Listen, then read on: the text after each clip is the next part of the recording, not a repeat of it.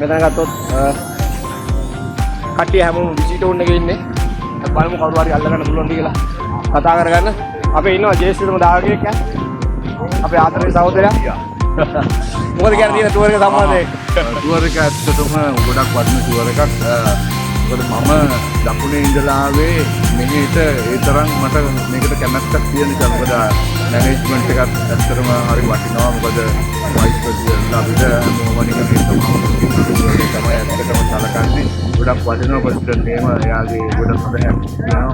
අපි ඒක ගොඩක් අගය කරනවා. ඇත්තටම ඇවෙන්ජර්ස් කියන්නේ හොඳ සයිකල් ක්ලබ් එකක්. ඕගොල්ලොත් කැමති නම් ඇත්තටම ජොයින්ට් වෙන්න ආසයිතු.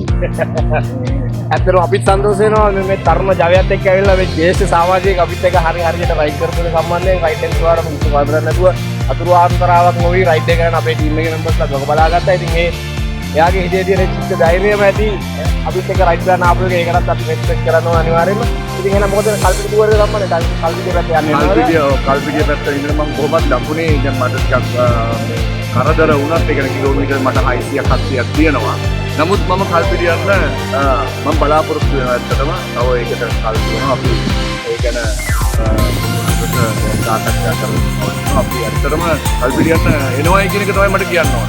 තව කවුරු හරි ඉන්නවනම් ආධුනික ඇවෙන්ජර්ස් මේ ක්ලබ් එකට එකතු වෙන්න අපිත් එක්ක එකතු වෙනවා. දකුණු පැත්තෙන් ඉන්නවා අපේ මම දන්නවා අපේ ගම් පළාත් වල ඕන තරම් අය ඉන්නවා. නමුත් ඒගොල්ලන්ට අවස්ථාවක් නැතුව ඇති.